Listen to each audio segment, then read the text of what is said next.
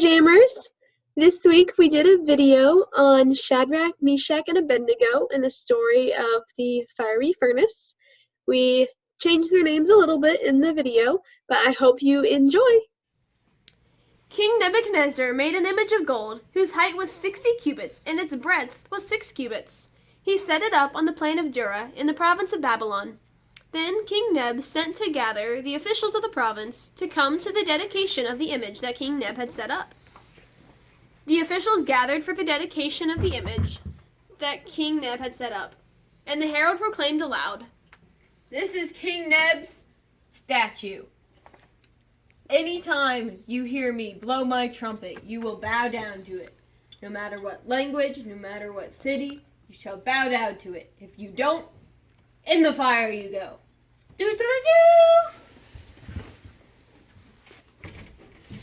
Therefore, at that time, certain Chaldeans came forward and maliciously accused the Jews. They declared to King Neb, "O king, live forever. You've made a decree that every man shall bow down to your statue, and these certain Jews, Shad, Mesh, and Beni, do not bow to your statue, nor do they serve your God." Then Nebuchadnezzar was furious. Shad, Mesh, and Beni answered to the king and said, "O King Neb, our God is able to deliver us from the fiery furnace, and even if he does not, we will never serve your gods or your statue." King Neb was filled with fury, and his face was even changed against Shad, Mesh, and Beni.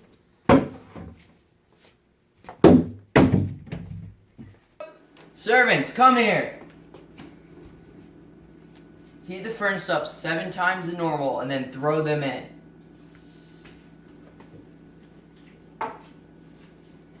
The servants bound Shad, Mesh, and Beni in all of their cloaks and other garments, and then threw them into the fire.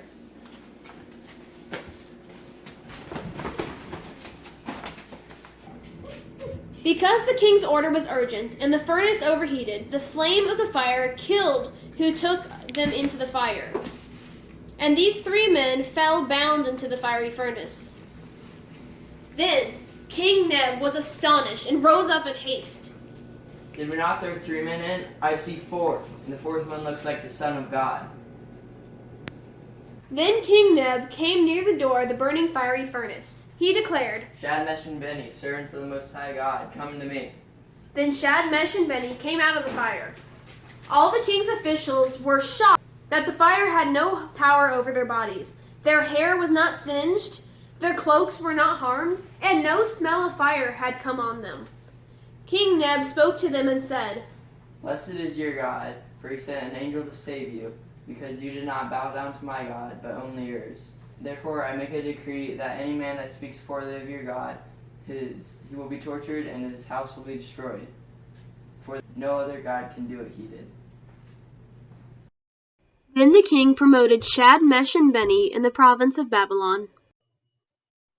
Wow, that was an incredible story. There were lots of parts that were very surprising if you didn't know the story. Typically, if you get thrown in the fire, you don't live. But Shad, Mesh, and Beni did. But that's not even the most important part of this story. Earlier on, it said that King Neb required everybody to bow to his image. Shad, Mesh, and Beni, they just didn't. They didn't throw a fit about it. They didn't oppose it strongly. They didn't do anything verbally. They didn't go to the king and say no. They simply would not bow. And that's all it was. They didn't make a big scene about it. They just decided that they were going to stay faithful to the God that they love and that they serve, because they know that he is the one true God. Some people got upset with them over this, and they tattled. So they did get in trouble. And when they were speaking to King Neb, you might remember the line that they said that our God is able to deliver us from the fire, but even if he doesn't, we still will not bow. And that showed some amazing faith on the part of Shad, Mesh, and Beni. They knew that their God could do anything, and that whatever he did would be done to glorify God.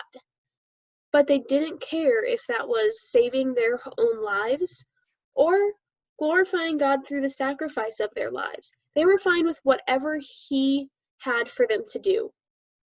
And that's an incredible perspective to have. What we see at the end is even more amazing, because we have King Neb at the beginning said, "Bow to me, bow to my image, worship me." And by the end of the story, King Neb was saying, bow to their God, worship their God. He is the only true God that can do these things. He is the one and only. Now that's an amazing change from the beginning to end of King Neb's perspective. And this was because of Shad, Mesh, and Benny's faith. Now, we see this and we think it's amazing, but in our lives, would we do that? Now, it's very difficult to say what we would do per se in that scenario, but think about your everyday life. Is your God the absolute number one in your life? I think if there was something more important than God to Shad, Mesh, and Benny, they would want to stay on earth. They would want to live. But there wasn't. It was God and God alone. So in our lives, if we go into tomorrow or something, say we have many different things that could be a distraction to us. It could be school, it could be friends, it could be family, it could be sports, video games, art, like anything and everything could be a distraction if it is something that comes above God in your life. And that's not something that is good. We want God to be our absolute number one. So I want to challenge you guys this week to be thinking of times where you might put God on the back burner a little bit, where you might have something else come above God in your life. If you recognize that this is happening, do something to change it. There are lots of options, lots of different ways that you can get closer to God. There are ways you can surround yourself in a godly environment. You can read your Bible, or you can listen to your Bible if you can't read. You can listen to godly music. You can surround yourself with friends and family who love God if that's an option for you. You can watch things that are good for the eyes. You can obey your parents. You can, like we talked about last week, you can show the attributes of God in your own life. There are lots of ways that you can just immerse yourself in a godly environment, and I'd encourage you guys to do so. Please feel free to talk to any of your Kids Jam teachers or leaders. If you would like to, feel free to reach out to me. I know you guys have my phone number. I can get you in touch with your teachers or myself. Anything's an option, but I want you guys to use this time to get closer to God. That's the most important thing in our lives, right? And I hope that that video was a fun way to do it, to show you guys how a biblical story did the exact same thing of putting God first. So I want to close us in prayer, and then I'll have something else for you guys. All right, remember, let's bow our heads and close our eyes and respect God while we're praying. Okay. Dear Lord, we thank you so much for the opportunity to share your word through video this way. I thank you for the opportunity to do so in a creative and engaging way. Lord, I pray for all of these students who are at home now and that they don't get to leave as much, and maybe they might be struggling at home with school or just being stuck inside. I pray that you would be with them and you'd be there to comfort them and be the comforter that you are. Lord, I thank you that you are this comforter, and I pray that each and every child would choose to love you above all else. In Jesus' name I pray, amen. All right, kiddos. The next thing on this video is a excerpt from Joe Mama's Kitchen this time. So feel free to watch that, and if you know who Joe Mama is, then you know that she likes to bake, and that's what she's going to be doing for you guys today. So I hope you guys enjoy the rest of the video. Bye! Hello, Kids Jammers. Welcome to this edition of Joe Mama's Kitchen. I'm Joe Mama, and let's get cooking. What is that I hear? Well, what do you know? It's my Joe Bro assistant. Welcome, Joe Bro. Now, I was just telling the boys and girls over here that we are going to make my signature dish, and I know as well you make a wonderful recipe as well. I do. Yep, so we are known for what is called the best Puppy chow! Puppy chow. All right, so we are gonna start off with the secret ingredient, which everybody knows. It is chocolate chips. It is 1 cup of chocolate chips. And we're gonna put that, would you like to put that into the honors? All right, cool beans. So we got the chocolate chips, 1 cup, all right? So then next we're gonna have our peanut butter. Now this is 3/4 cups of peanut butter. I'll do this one because it gets a little messy. So then you're just gonna scrape peanut butter in there. Get all good in there. All right. That's good enough. All right, and then next, what's the next ingredient? Butter. Yes, butter. Butter's awesome. It gets a little sticky too, so beware. You need to get good soap to get it off. We're kind of, because it's nasty. So we're just gonna use a spatula to kind of get that butter in there. Now this butter's still hard. Some people wait till it gets to room temperature. I just put it in because we're gonna heat it up anyway. All right, sir, do you want to do the honors and put it in the trusty microwave over here? Oh, yeah. All right, let's put it in the microwave. All right, close her up there, and we're gonna set this to 1 minute. We're gonna let that go. So we'll be back when this is done.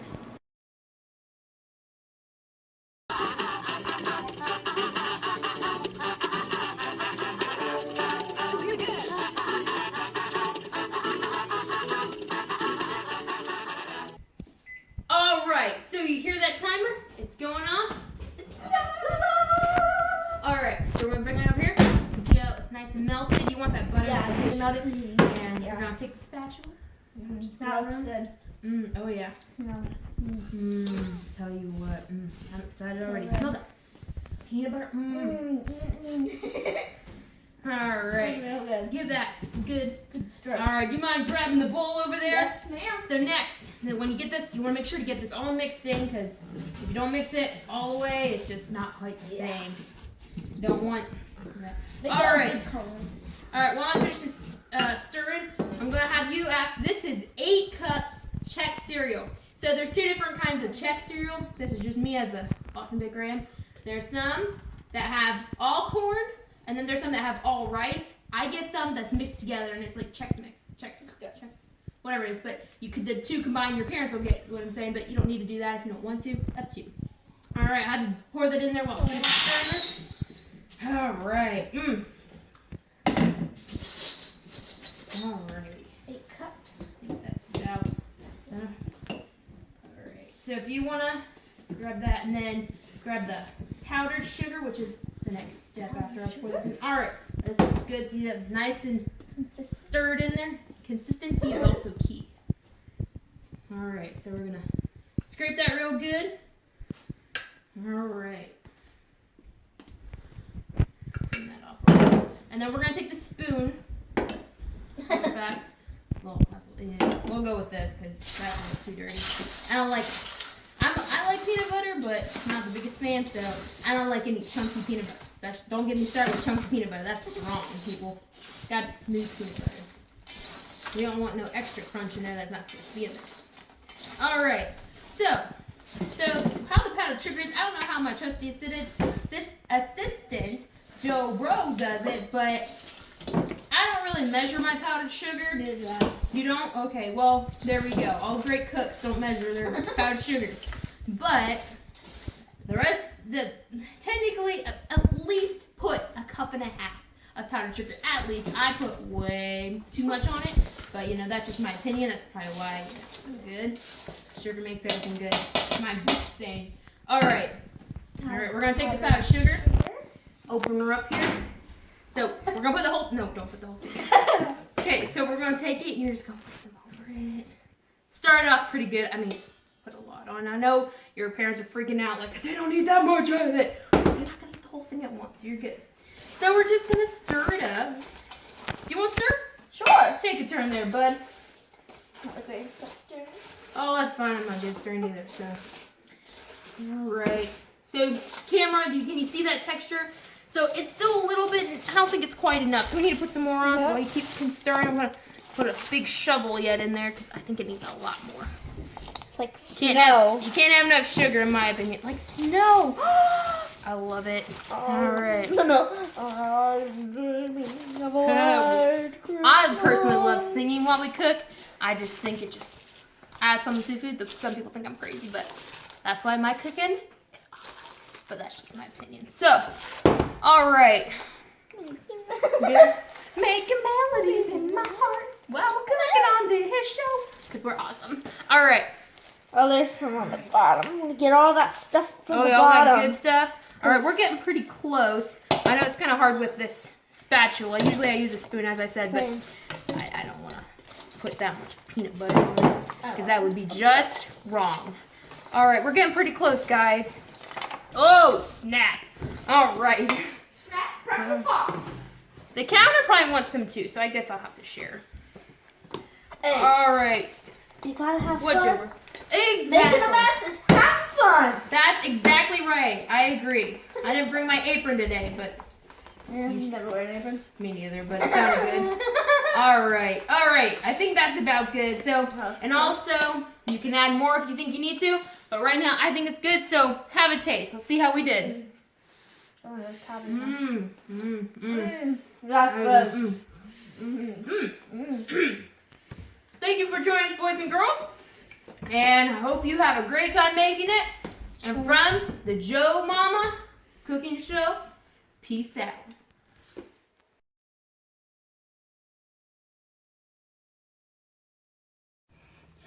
I thought that's where I'm going.